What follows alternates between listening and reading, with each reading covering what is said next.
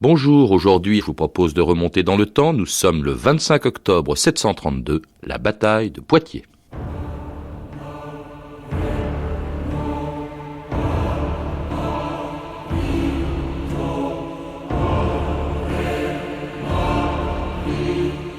Le paradis est à l'ombre des sabres. Le Coran.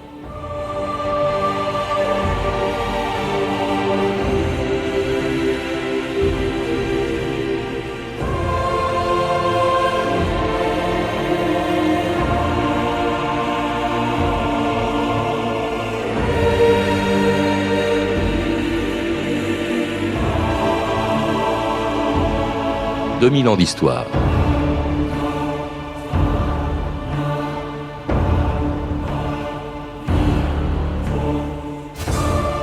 Bien sûr, l'histoire ne se joue pas sur des coups de dés et ne se fait pas seulement sur les champs de bataille. Et la part des hommes y compte souvent moins que les grands mouvements sociaux, l'évolution des mœurs et des idées ou les caprices de l'économie. Et pourtant, il y a dans l'histoire, comme dans la vie, des carrefours que l'on prend ou que l'on rate et des événements dont l'issue peut définitivement changer le destin des hommes. Parmi eux, il y a cette bataille qui, il y a 13 siècles, a vu s'affronter deux cultures, deux religions et deux peuples, dont le destin s'est joué quelque part près de Poitiers, le 25 octobre 732. Ce jour-là, Charles Martel entrait dans l'histoire en mettant un terme à une expansion musulmane que rien ne semblait pouvoir arrêter. Demain, c'est la bataille. C'est le moment de se souvenir de la sourate du Coran. Ne dis pas que ceux qui sont tués pour la cause de Dieu sont morts. Ils sont vivants et ils reçoivent leur nourriture des mains du Tout-Puissant.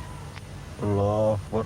Alhamdulillahi Rabbil Alamin, Rahmanir Rahim, Malik Yawmiddin. Iyyaka nasta'in, ihdinas siratal mustaqim. Siratal ladzina an'amta 'alayhim ghayril maghdubi 'alayhim waladdallin. Allahu Akbar. Michel Rouge, bonjour. Bonjour. Alors on vient d'entendre un extrait de l'excellente série d'Henri de Turenne et Daniel Costel, Les grandes batailles du passé. Vous êtes historien, spécialiste du Moyen-Âge, et nous allons justement parler avec vous d'un homme et d'un événement considérable en plein milieu du Moyen-Âge. L'homme, c'est Charles Martel. L'événement, c'est cette bataille de Poitiers, par laquelle, en 732, il a arrêté les musulmans. Une bataille dont vous trouvez, je crois, qu'on a un peu exagéré l'importance. Oui, parce qu'en réalité, elle n'a pas été le point définitif de l'arrêt des Arabes en Gaule. Il a fallu encore enlever l'occupation des Arabes dans le territoire du Languedoc autour de Narbonne et de Nîmes, et il a fallu passer les Pyrénées ensuite. Mais c'est l'importance psychologique de la bataille qui finalement a été beaucoup plus soulignée par les Anglais et par les Espagnols que par les chroniqueurs francs. Alors on va le voir, mais avant d'en parler, il faut peut-être dresser le décor de la France de l'époque, qui ne s'appelait d'ailleurs pas la France, c'était la Gaule mérovingienne, et elle était très profondément divisée. Exactement, puisque à la suite des querelles entre les royaumes d'Austrasie et les royaumes de Neustrie, la Gaule avait éclaté en plusieurs principautés indépendantes, au sud l'Aquitaine, la Provence, la Bourgogne en trois morceaux, l'Aquitaine qui était la plus importante, avec qui était le la roi plus importante, oui, dans depuis, le sud. Depuis la Loire jusqu'aux Pyrénées et jusqu'aux Cévennes. Et elle était indépendante sous la direction du roi Eudes. Et les maires du palais, depuis...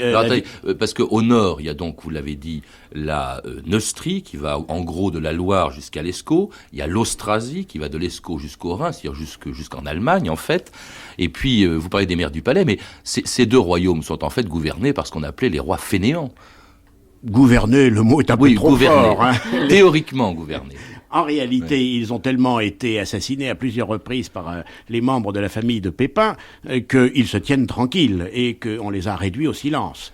Et Pépin de Landenne, puis ensuite Charles Martel, sont maires du palais, essaient de s'imposer les uns à la Neustrie, les autres à l'Austrasie. Les maires du palais, on peut peut-être dire ce que c'est. Grosso modo, c'était les chefs du gouvernement, quoi. C'est l'équivalent du Premier ministre, si vous voulez, qui essaie de prendre le pouvoir, comme le shogun au Japon, à la place de l'empereur du Japon. Et le maire du palais dont vous parlez, c'est donc Karl, qui veut dire en allemand le joufflu, je crois. Oui. C'est-à-dire Charles Martel. Charles Martel, qui est un bâtard, qui normalement n'avait même pas le droit d'hériter de son père. Et vous l'aimez pas, hein? Non, c'est quelqu'un qui est un usurpateur par rapport à la légitimité mérovingienne. Et c'est grâce à ses qualités personnelles de guerrier qu'il est parvenu à s'imposer et qu'il est parvenu à exercer un pouvoir qui est un pouvoir de fait. Alors de guerrier, évidemment, face à l'invasion arabe. Il faut peut-être rappeler, puisqu'on plante le décor, ce qu'il y a en face, de l'autre côté des Pyrénées, Pyrénées, et autrefois même de l'autre côté de la Méditerranée, il y a cette extraordinaire invasion arabe. Elle commence juste à la mort de Mahomet en 632, et un siècle exactement après, elle se trouve à Poitiers. Alors on peut peut-être rappeler la rapidité avec laquelle ça s'est propagé un peu comme un feu de C'est quelque chose d'absolument extraordinaire. Les troupes de cavaliers arabes sorties de la péninsule d'Arabie ont trouvé le moyen de s'emparer de la moitié de l'Empire d'Orient byzantin avec Jérusalem et le Caire en Égypte, puis ils ont fait s'effondrer l'Iran des Sassanides, ils sont allés jusqu'aux frontières de la Chine, et à l'ouest ils ont envahi la Tripolitaine, la Libye, puis l'Afrique du Nord. Carthage tombe en 698, et enfin, sous la direction d'un chef berbère, Tariq, on en a parlé il y a peu de temps, parce qu'on parlait de Gibraltar, oui. Il débarque en Espagne en 711, et le royaume d'Espagne visigothique s'effondre complètement, et dès 718, ils sont à Narbonne et Nîmes. On a du mal quand même, Michel Rouche, à penser qu'un si petit peuple ait pu conquérir comme ça. Il faut rappeler quand même que ceux qui s'installent en Espagne, où donc ils créent un royaume, et ceux qui traversent les Pyrénées pour venir en France, où ils vont rencontrer Charles Martel à Poitiers, c'était des Arabes très minoritairement. C'était beaucoup des Berbères, justement. Des Berbères, des Syriens, des Égyptiens. Les origines sont multiples. Mais les chefs, en général, sont animés par la foi de l'islam, et par conséquent, ils ont une très grande facilité avec leur armée à entrer dans des royaumes qui sont en crise interne et qui ne parviennent pas à leur opposer des adversaires résolus.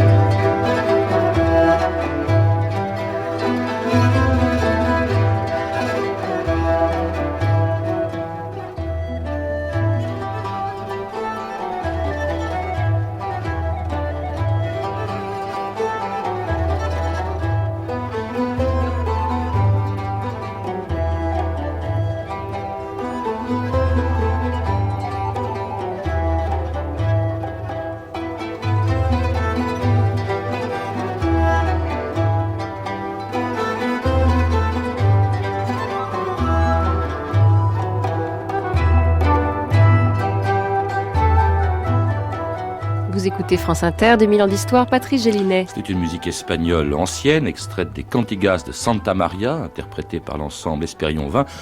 Espérion 20, oui, une musique, on entend bien l'influence arabe dans cette Espagne qui l'est depuis 711. Et les Arabes, ou les musulmans plutôt, qui arrivent, qui font des incursions en France à plusieurs reprises, avant Poitiers même, qu'est-ce qu'ils cherchent en France en fait? Lorsqu'ils cherchent à entrer en Gaule, c'est essentiellement des expéditions de pillage, à partir de Narbonne en direction de Toulouse, Bordeaux, et puis de Tours. Ils guettent en particulier le trésor du sanctuaire de Saint-Martin de Tours, et qui est le sanctuaire le plus riche et le plus prestigieux de toute la Gaule mérovingienne depuis Clovis. Il faut rappeler, Michel Rouche, qu'avant Poitiers, 11 ans avant Poitiers, ils ont déjà été arrêtés une fois par le roi d'Aquitaine, justement. On l'oublie, effectivement, en juin 721, un premier émir musulman a attaqué le roi d'Aquitaine, Eudes, devant Toulouse, et au mois de juin 721, les troupes des Aquitains ont battu complètement l'émir Ambassa, qui a été tué. Mais on l'a oublié. Ben on l'a oublié peut-être parce que Eudes faisait moins sa publicité, si je puis dire, que Charles Martel. En tout cas, 11 ans après, en 732, un nouvel émir de Cordoue, Abderrahmane, franchit les Pyrénées. Et cette fois-ci, ça va être l'expédition vers Poitiers. Il s'empare de Bordeaux. Et en 732, donc, il se retrouve aux environs de Poitiers. Ce sera le choc de deux armées, de deux tactiques aussi, de deux armements qui ont joué un rôle important, Michel Rouche. L'armement des Francs, effectivement, est complètement différent de celui des cavaliers arabes, qui sont des cavaliers légers. Il s'agit de troupes de fantassins dotées d'une épée longue de plus d'1 mètre de long, qui est une épée au tranchant inoxydable, fin comme une lame de rasoir. L'arme absolue de l'époque, dites-vous. C'est l'arme absolue, en effet. Ils la brandissent au-dessus de leur tête en la faisant tournoyer, et elle tranche les jarrets des chevaux, les garrots, avec une habileté et une force et une violence extraordinaires. Il y a la Francisque aussi. Et il y a aussi la Francisque, qui est lancé sur l'adversaire et qui peut fracasser les crânes, sans compter l'angon, qui est une arme dotée d'un véritable harpon et qui s'enfonce dans le bouclier au point qu'on ne peut plus la détacher. Mais les Francs, eux, sont à pied, les Arabes, eux, sont des cavaliers et utilisent surtout l'arc. Exactement, sans compter la lance qu'ils ont à la main.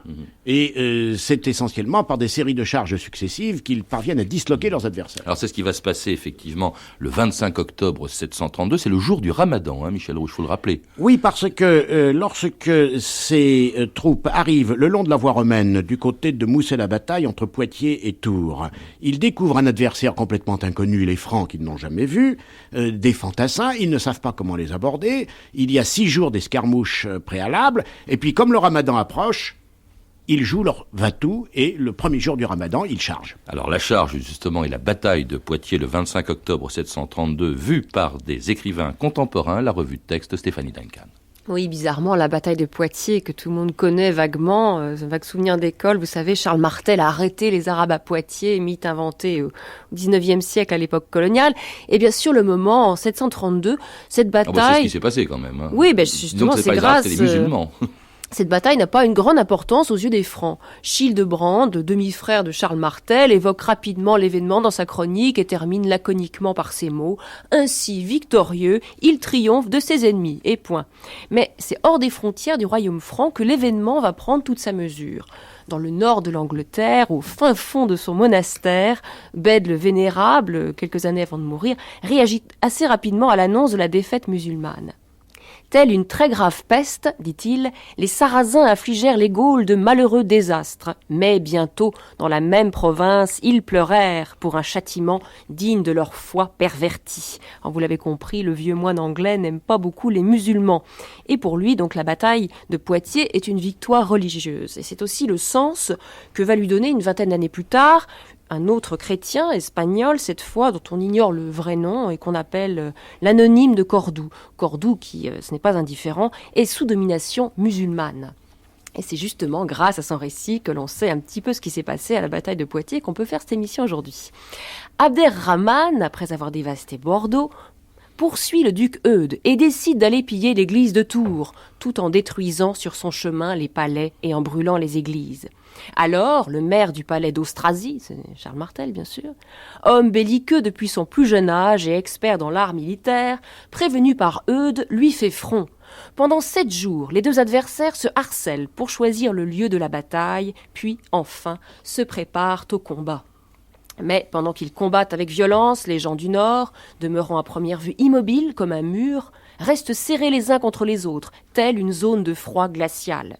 Les cavaliers musulmans, en effet, ne sont pas habitués à ce type de combat. Et ils massacrent les Arabes à coups d'épée, mais lorsque les gens d'Austrasie, supérieurs par la masse et plus ardents par leurs mains armées de fer, eurent trouvé le roi, donc Abderrahmane, ils le tuent, et dès qu'il fait nuit, le combat prend fin, c'est l'usage, puis le jour suivant, voyant le camp immense des Arabes, les Européens s'apprêtent à nouveau au combat, mais ils ne savent pas que les tentes des Arabes sont toutes vides. Pendant la nuit, tous, en silence, s'en étaient retournés vers leur patrie. C'est vrai, Michel Rouge, que c'est la mort d'Abderrahmane qui a été décisive dans cette affaire. Elle a été décisive, étant donné que celui qui est considéré comme le commandeur des croyants, animé par Dieu, s'il est tué, c'est la preuve que Dieu l'a abandonné. Et par conséquent, c'est un jugement de Dieu. Pas la baraka. Ils n'avaient pas la baraka. Oui. Et par ailleurs, cet ennemi les avait complètement déconcertés. Ils ne s'attendaient absolument pas à trouver une telle résistance. C'était la première fois que des hommes leur tenaient tête sans bouger. Et il y a là quelque chose de tout à fait nouveau. Simplement, il leur restait pour eux ensuite à consolider ce qu'ils avaient conquis dans le reste de la Gaule. Mais ça, c'est une histoire qui, sur le moment, n'a pas été vue. Alors, ce qui est frappant et qui a été relevé par Stéphanie, c'est vrai qu'on attache peu d'importance sur le coup, en tout cas chez les Francs, à cette bataille, alors qu'ils sont vainqueurs. Tout à fait, parce que Charles Martel est déjà en train de se battre contre les Frisons, contre les Bavarois, contre les Alamans, contre les Bourguignons, etc., etc. Il a tellement d'ennemis que, un de plus parmi d'autres, ça n'a pas grande importance. En revanche, les chrétiens espagnols qui sont sous la domination arabe y voient quelque chose de capital. L'anonyme de Cordoue. Justement. L'anonyme de Cordoue, et vous remarquerez que dans le texte, les Francs sont qualifiés d'Européens. Mm-hmm. Oui, c'est étonnant. On en reparlera peut-être, mais vous dites, vous aussi, vous abondez dans le même sens. Finalement, c'est pas une bataille importante, dites-vous. Vous dites, c'est pas la victoire, ce n'est pas le coup d'arrêt à l'expansion musulmane. C'est exact, ce n'est pas le coup d'arrêt à l'expansion musulmane, mais l'exploitation psychologique qui a été faite de la bataille a été plus importante que le résultat militaire. Il y a eu un résultat militaire justement qu'on oublie, c'est la victoire dont on a parlé de Eudes à Toulouse. Et puis alors, c'est vrai que après Poitiers, il y a encore eu d'autres interventions musulmanes. Des attaques sur Autun, des attaques sur la Provence, et Charles Martel a continué à contenir ces attaques, et surtout il a profité de sa victoire à Poitiers pour essayer de supprimer l'indépendance de l'Aquitaine, et il a ainsi sonné le glas de l'indépendance des pays méridionaux en Gaule. Donc les conséquences sont extrêmement multiples. Alors on peut se demander évidemment ce qui serait passé en cas de victoire de Abderrahmane.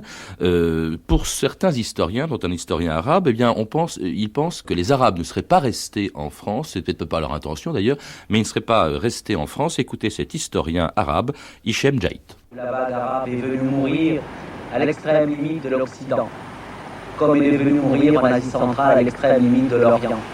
Et c'était déjà à un siècle de la mort du prophète, ne l'oubliez pas. Donc stratégiquement parlant, je ne pense pas qu'il aurait pu y avoir présence arabe possible et permanente en Europe. Le réservoir européen, s'adossant au nord, à la forêt germanique, à une tradition chrétienne extrêmement vivace, n'aurait pas pu tolérer ce corps extérieur, et ce corps relativement fragile à cette époque et énervé, affaibli par l'éloignement, par la trop longue durée des conquêtes. Donc selon lui, c'est un extrait de l'émission d'Henri de Turenne, Les grandes batailles du passé, la bataille de Poitiers, le son n'était pas excellent, mais selon lui, effectivement, selon Jaït, il ne serait pas resté en fait. Il est difficile de réécrire l'histoire et de l'écrire au conditionnel. On ne sait pas ce qui aurait pu se passer si les Arabes avaient été victorieux. De toute façon, cette bataille de Poitiers a eu une autre conséquence pour les chrétiens espagnols. C'est à partir de ce moment-là que les chrétiens espagnols se sont révoltés dans le nord des Asturies et qu'un royaume chrétien espagnol est réapparu. C'est le tout début de la Reconquista qui mettra du temps à se faire.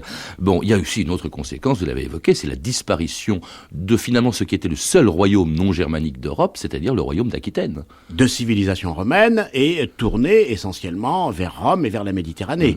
À telle enseigne d'ailleurs... Mais ça, c'est pas les Arabes qui les font disparaître, c'est Charles Martel. C'est Charles Martel qui a profité de l'écrasement de Eudes par Abderrahmane dans la région de Bordeaux pour ensuite casser l'indépendance de l'Aquitaine.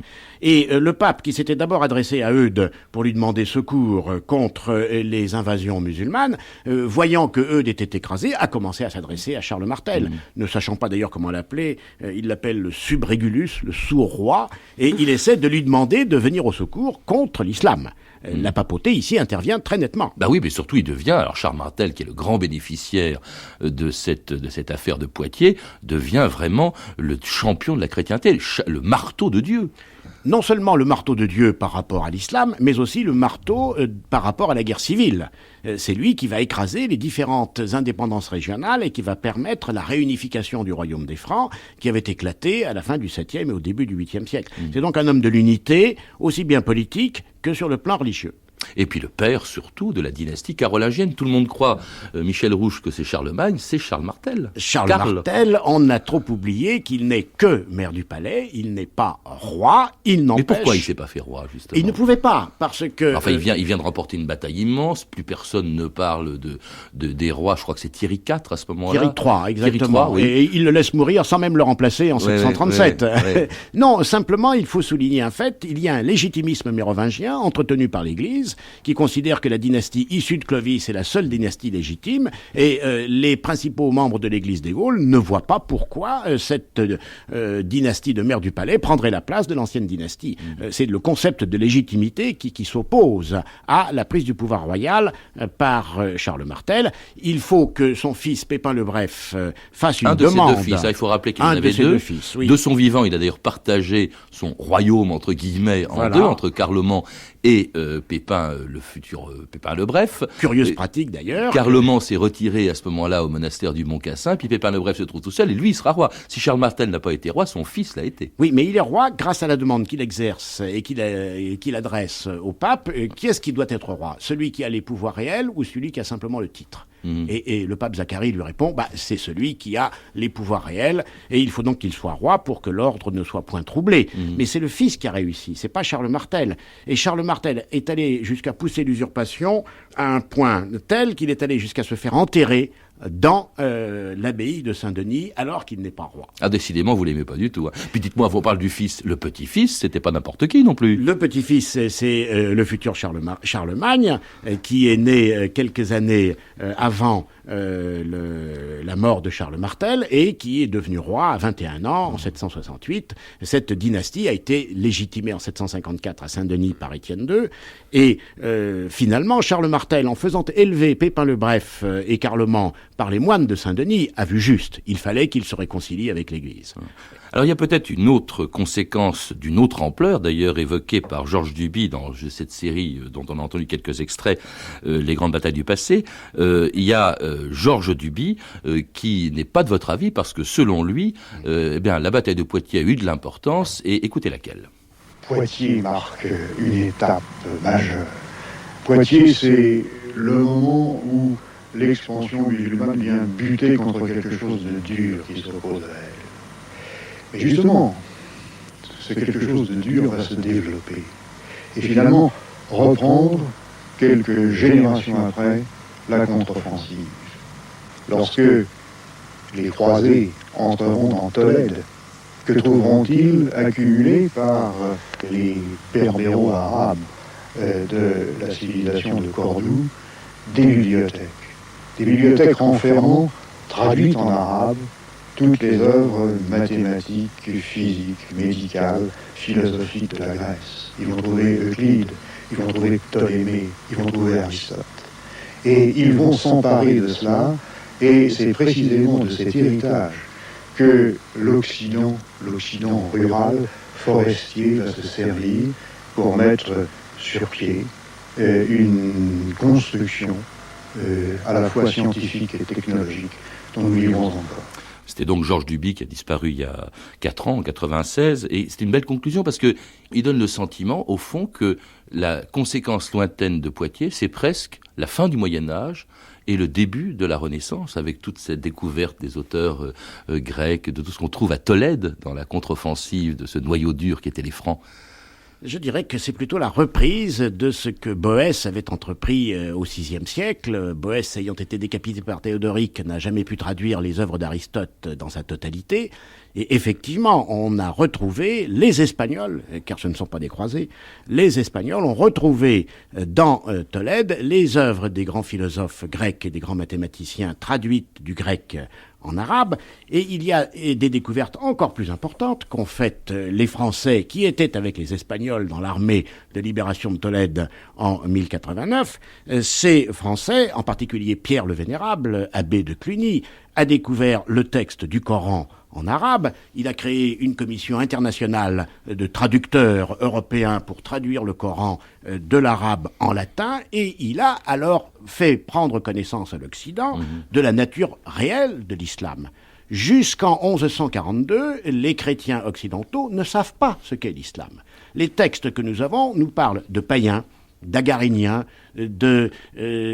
d'Ismaéliens, de Sarrasins, etc. Ils ne savent jamais exactement en quoi consiste la religion musulmane. Et c'est le texte du Coran découvert et traduit en latin qui a enfin fait comprendre aux chrétiens occidentaux que l'islam était une religion tout à fait originale. Donc, conséquence importante, vous voyez que cette bataille de Poitiers a eu de l'importance. Elle s'est déroulée, je rappelle, en 732, pendant le règne, entre guillemets, de Charles Martel, qui a duré de 714 à 741. Les autres événements de l'actualité, Stéphanie. En Extrême-Orient, à cette époque, la civilisation japonaise est à son apogée. Shomu Tenno, l'empereur, fait de Nara la capitale de son empire. Et pas très loin de là, en 711, l'expansion musulmane, encore elle, a atteint les rives de l'Indus. En 717, une armée et une flotte musulmane énorme de 80 000 hommes et 1800 navires tentent de prendre Constantinople, qui finalement réussit à la repousser. En 726 commence la querelle des iconoclastes. L'empereur byzantin condamne le culte des images sacrées. Mais 5 ans plus tard, Grégoire III, en devenant pape, condamne les iconoclastes et les excommunie. Pendant ce temps-là, partout en Occident, on voit se multiplier les monastères chrétiens. En Irlande, les moines décorent leurs manuscrits de magnifiques enluminures. En Cappadoce, dans l'actuelle Turquie, les ermites, pour faire face aux raids arabes, se regroupent et creusent dans la roche des monastères troglodytes. Et en Germanie, Boniface fonde le premier monastère au bord du lac de Constance. Et en 741, donc, mourait Charles Martel. Merci Michel Rouge de nous avoir rappelé son histoire et celle de la bataille de Poitiers. Vous êtes un des auteurs du Moyen-Âge en Occident, publié chez Hachette, ainsi que de Clovis, Histoire et Mémoire, un livre dont vous avez assuré la direction et paru aux presses universitaires de Paris-Sorbonne. Et enfin, auteur d'un CD-ROM, Dictionnaire Clovis, publié par Micromédia. À lire également Charles Martel de Jean de Vios aux éditions Talendier, Arabes ou Occitans, les vaincus de Poitiers, un article de Michel Rouge paru dans la revue Histoire, dans la numéro 45 de la revue Histoire. Vous avez pu entendre des extraits malheureusement de mauvaise qualité, nous nous en excusons, mais ils sont tirés de l'excellente série d'Henri de Turenne et Daniel Costel, Les grandes batailles du passé, publiées donc en cassette chez Pathé. C'était 2000 ans d'histoire. À la technique, Jean-Philippe Jeanne et Vincent Le Pigeon. Documentation, Elsa Boublil et Céline Lorta-Jacob. Revue de texte, Stéphanie Duncan. Une réalisation de Anne Kobilac. Une émission de Patrice Gélinet.